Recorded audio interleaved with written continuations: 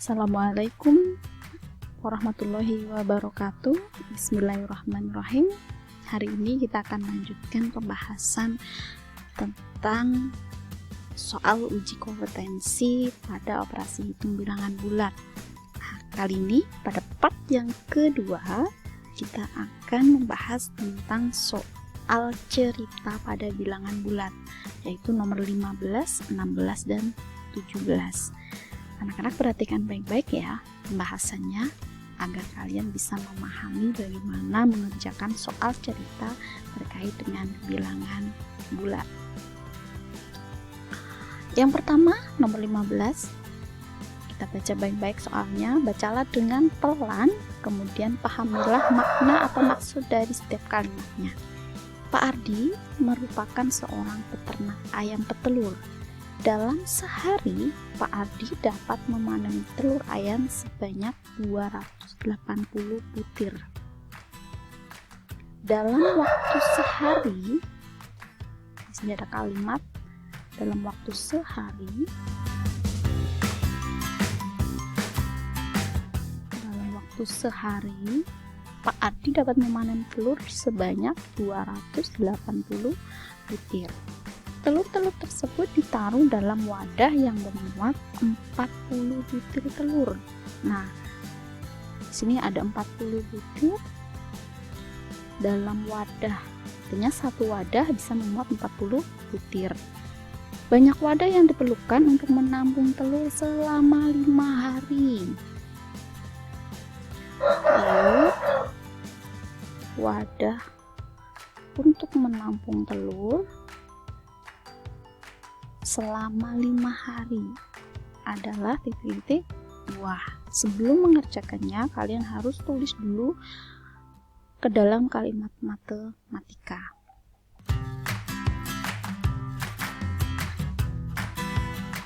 Yang pertama,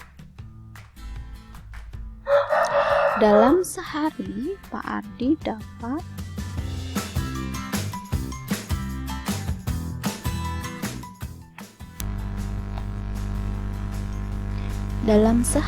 Pak Ardi dapat memanen telur sebanyak 28 butir. Ini artinya dalam waktu 1 hari panen telur 280 butir. Kemudian telur tersebut ditaruh dalam wadah yang memuat 40 butir. Berarti satu wadah bisa memuat 40 butir telur. Banyaknya wadah yang diperlukan untuk menampung telur selama 5 hari adalah banyak wadah diperlukan menampung panen 5 hari. Ada berapa? Nah, sekarang untuk mengetahui banyaknya wadah yang diperlukan, maka kita harus tahu dulu berapa banyaknya panen selama 5 hari. Berarti kita hitung dulu panen 5 hari ada berapa yang akan dimasukkan dalam wadah. Karena seharinya 280, berarti 5 kali 280. Nah, itu 5 kali 280 berapa hasilnya? 280 kali 5. 0 kali 5 0, 8 kali 5 40, nyimpan 4. 5 kali 2 10 tambah 4 14. Jadi banyaknya panen selama 5 hari ada 1400 butir telur. Panennya ada 1400 butir. Nah, ini mau dimasukkan ke dalam wadah. Setiap wadah membutuhkan berapa? Setiap wadahnya mampu menampung 40 butir. Berarti banyaknya wadah ada, tinggal diapakan? Dibagi. Banyak wadah sama dengan Panennya berapa? 1400. Karena satu wadah mampu menampung 40, berarti 1400 dibagi 40. Kita hitung berapa ya hasilnya. 1400 dibagi dengan 40. 1400 dibagi 40. Masih ingat ya porokapitnya? Dibagi 40. 140 dibagi 40 dapatnya 3. 3 kali 40 120.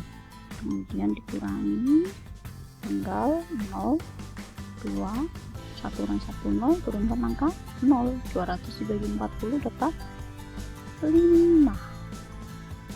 Nah, jadi banyaknya wadah yang dibutuhkan sebanyak 35 wadah. Maka jawabannya yang mana? Betul, jawabannya adalah yang B. Kita lanjut ke nomor 16.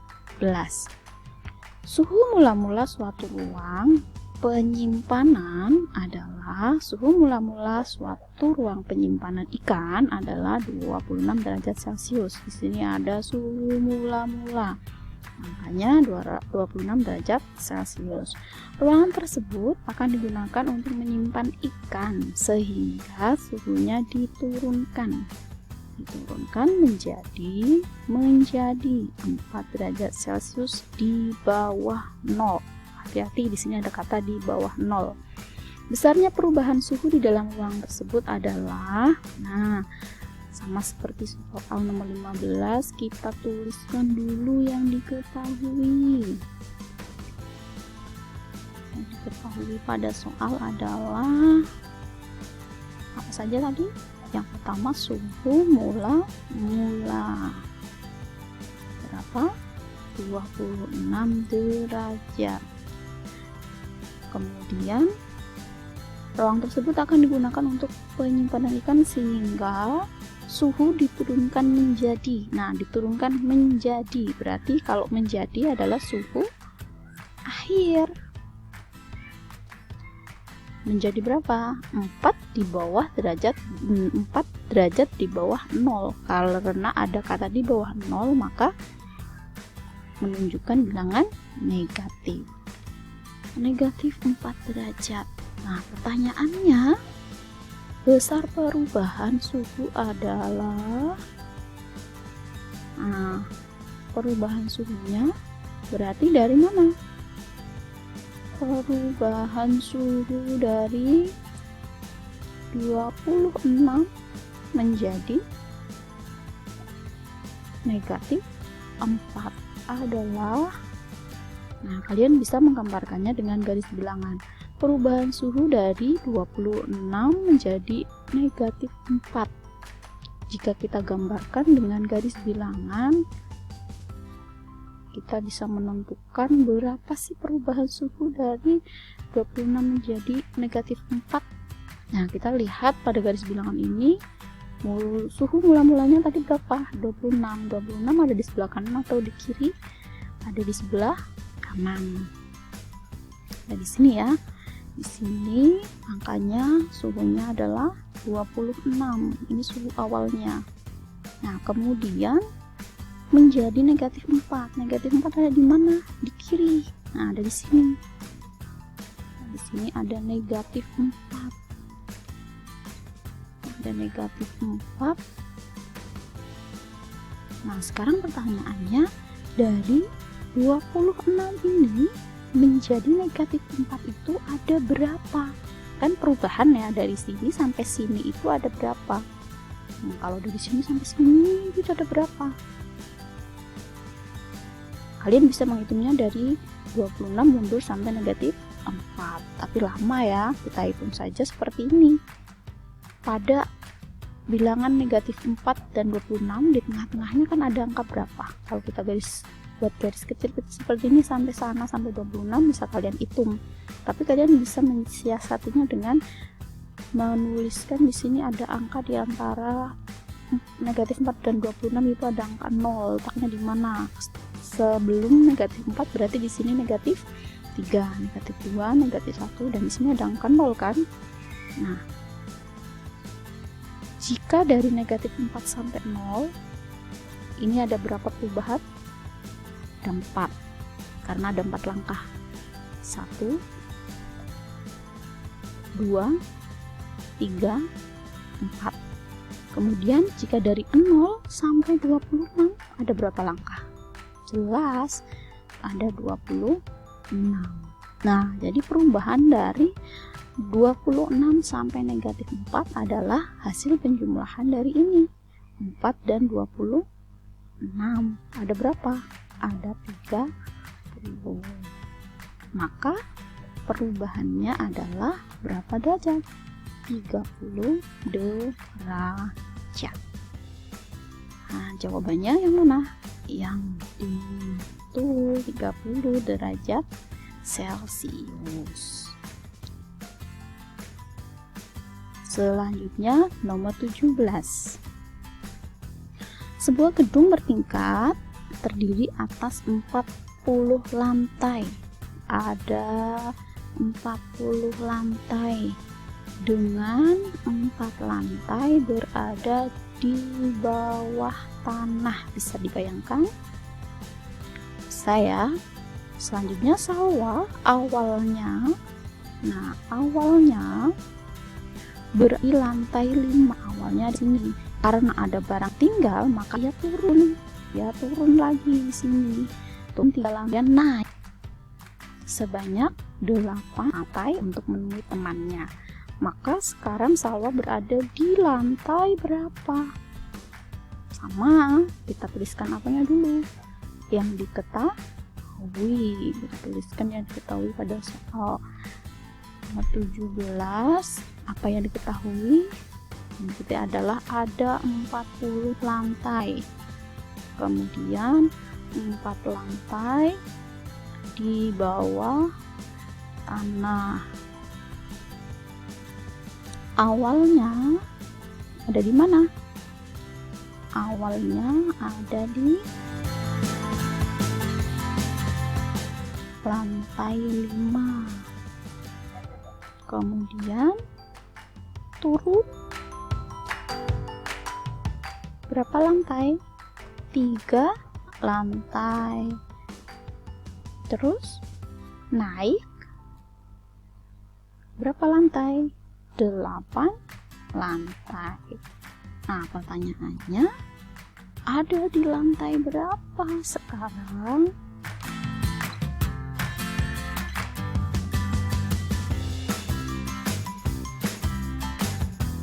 Nah, kalian bisa menggambarkan soal ini dengan gambar garis bilangan mengumpamakan sebagai gedung yang bertingkat. Kita gambarkan seperti ini ya, untuk memudahkan pengerjaannya. Ini lantainya bengkong.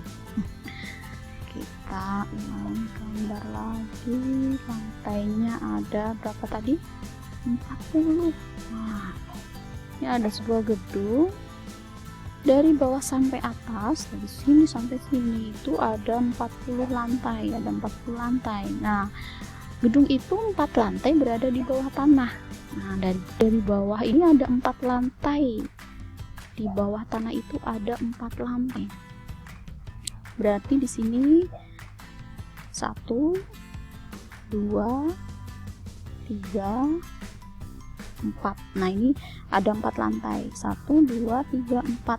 Dan di sini adalah tanahnya. Nah, di soal itu kan dikatakan ada 4 lantai di bawah tanah sebagai tanahnya.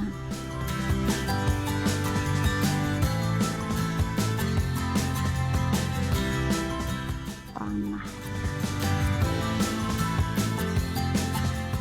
Nah, sekarang awalnya ada di lantai 5. Nah, lantai 5 itu hitungannya dari mana? Dari ini ya, dari tanah ya. Ada di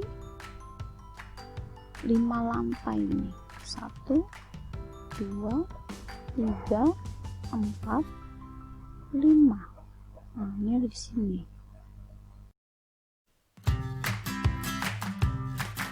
Sampai di sini awalnya ada di lantai 5, 1 2 3 4 5. Nah, ini adalah lantai kelima. Jadi hitungan lantai kelima dihitung dari tanah.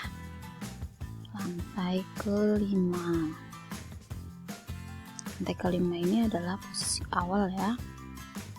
Posisi awal di mana sela berada. Awal.